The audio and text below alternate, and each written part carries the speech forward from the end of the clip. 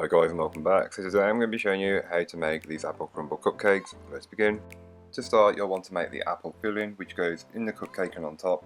So grab yourself a medium to large saucepan and place in your chopped apple, followed by the sugar and some water. Place on the hob over a medium-high heat and then just allow the apples to cook for a little bit and soften up.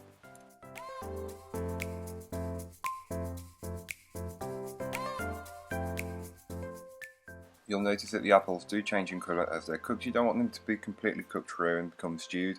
You just want them to soften a fair amount. Add in your spices and cook that in and just keep stirring until it's thickened. Then place into a jar and allow to cool until you need it later on.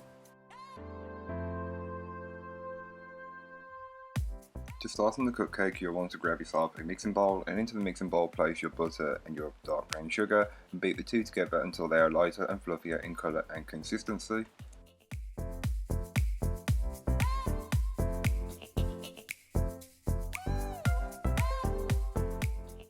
You can then go ahead and add in your egg and vanilla and just beat it in until it's fully incorporated. The consistency will change, but that's completely normal. Once it's been fully incorporated, you can then give the bowl a good scraping down, just incorporate any bits that may not have been fully worked in from earlier on. Then you can go ahead and add in your dry ingredients, passing them through a sieve first, just to remove any lumps that may be in the mixture. Then you can also go ahead and add in the freeze-dried apples. I will leave a link for those in the blog post, which will be linked down below. Just fold all of that in by hand until you have a clean cake batter and there's no traces of any single ingredient. Then you can go ahead and grab your cake tin that has been lined with cupcake liners and just fill the cases 2/3 or 3/4 of the way full. Then place into your preheated oven and bake it off. You'll also want to make the crumble, so to make the crumble, grab yourself a food processor and place in the flour along with the sugars and just pulse that until it's fully combined.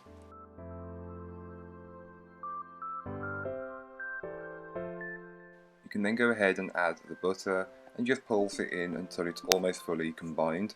You'll want to stop shortly before it's fully done, as you'll want to add in the oats and just pulse them in until the mixture is ready.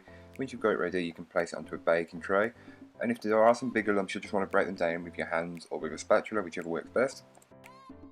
Once on the baking tray, you can place that into your preheated oven and bake it off until it's light and golden brown.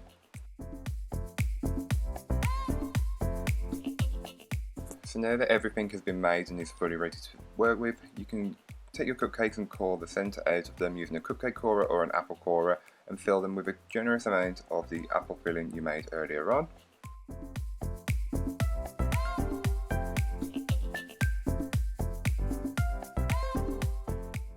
You can then go ahead and pipe on the vanilla buttercream. Feel free to make this a spiced buttercream, but I found a vanilla buttercream works really well.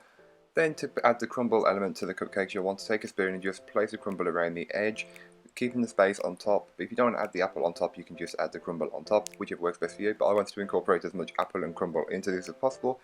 Once you've got that, just secure it in place by pressing it in with a spoon. Then on top, you can just get a small amount of the apple and dollop it on top. And there you go, you're done. So thank you so much for watching. I hope you enjoyed. If you did, don't forget to like, comment and subscribe for more from me, and I'll be back again next week with some more videos for you, so join me then. But in the meanwhile, don't forget to check out the description of the video. There'll be a link to this recipe, a link to my blog and all of my social media, so don't forget to check out the description for all of that. But yeah, that's all for today. Bye guys.